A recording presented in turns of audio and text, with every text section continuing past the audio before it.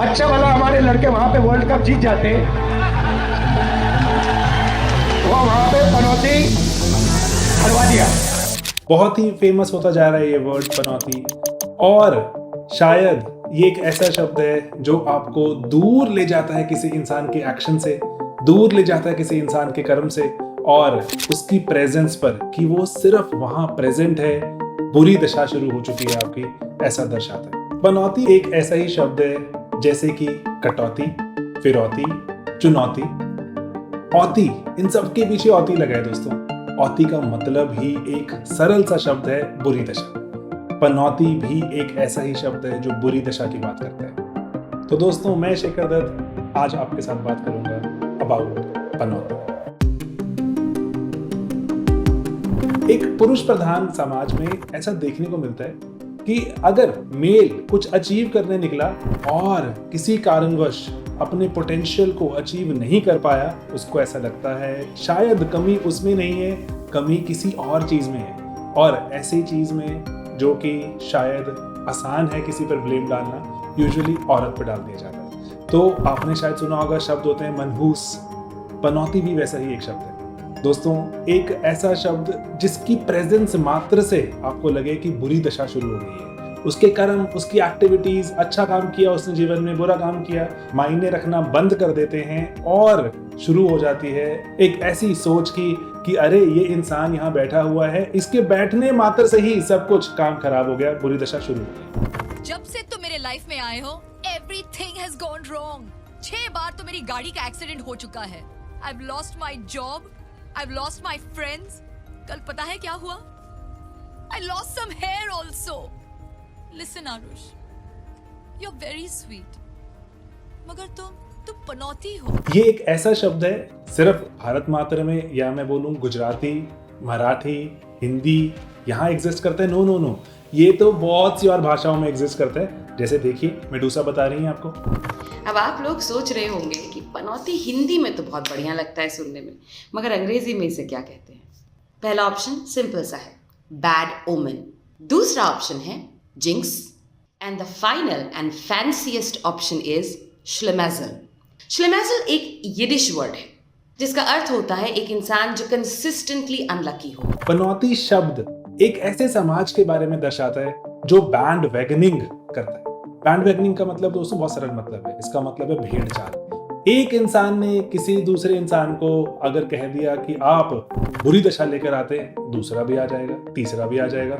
Name calling वाला समाज होता है जहां पर लोगों को ऐसे ऐसे नामों से पुकारा जाता है जिनको कॉमनली स्लर्स कहा जाता है। स्लर का मतलब एक ऐसे शब्द का उपयोग जो दूसरे इंसान की इज्जत घटा दे, अपयश दिलाए। और दोस्तों पॉलिटिक्स में बहुत जरूरी है ये।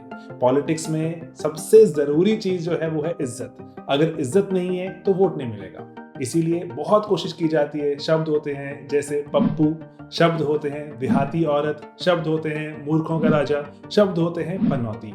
तो ये सब चीजें आप अपने पॉलिटिकल पूरे सिस्टम में पनपते हुए देखते हैं, क्योंकि वो कैरेक्टर पर अटैक करते हैं। और इसी को समझाती है एक बहुत ही प्यारी सी थ्योरी है हमारे पास, उसको कहते हैं लेबलिंग थ्योरी, है ना। इस थ्योरी में बताऊं क्या करते हैं वो। एक बच्चों पर एक्सपेरिमेंट किया गया।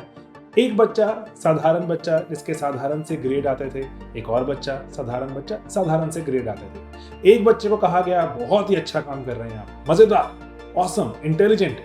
धीरे धीरे धीरे धीरे लॉन्ग टर्म में ऑब्जर्व किया गया, वो बच्चा सच में अच्छा काम करना शुरू कर चुका था। वो बच्चा जीवन में एक ऐसी राह पकड़ चुका था जो शायद बहुत कामयाबी की तरफ उसको लेकर जा रही थी। ऐसे ही एक और बच्चा, साधारण ग्रेड्स वाला, इसको बोलना शुरू किया, अच्छा काम नहीं कर रहे आप, देखो कितना बुरा आपने ये एसे अटेम्प्ट किया, कितनी बुरी आपकी ये ड्राइंग है।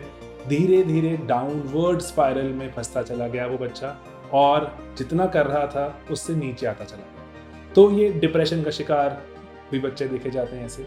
अगर आप रिबेल होने की क्षमता नहीं रखते, chances are very very high you will end up under performing.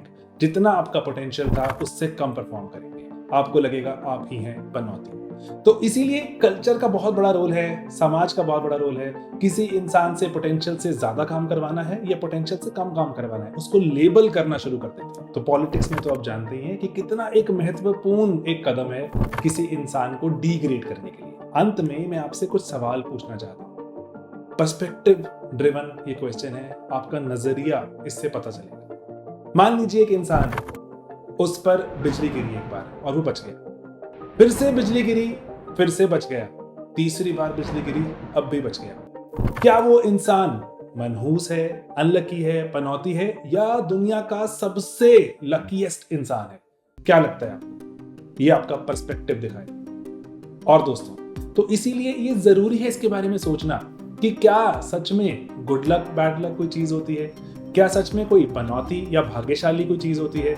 इसके बारे में सोचिए और मुझे बताइए कि कितना सही है ये किसी को पनौती का टैग दे देना एंड एक ऐसे कल्चर को और बढ़ावा देना जहां पर सबसे ज्यादा जो शिकार होंगी औरतें होंगी, और ऐसी औरतें जो शायद खुद को मानेंगी भी मनहूस और खुद को पनौती मानेंगी और एक डाउनवर्ड स्पाइरल का शिकार होंगी।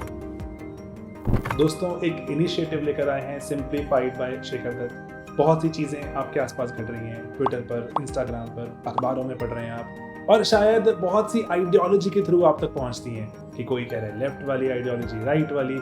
हैं क्या वो चीज़ें? सिंप्लीफाई करके अगर कोई हमें बताए तो कितना मजा है। वही एक अटेम्प्ट है सिंप्लीफाइड बाय शेखर दत्त। जुड़िए इसके साथ, एक बेहतर समाज की रचना करने की कोशिश करते हैं, बेहतर इंसान बनने की कोशिश करते हैं। शुरू करते हैं एक नया इनिशिएटिव सिंप्लीफाइड।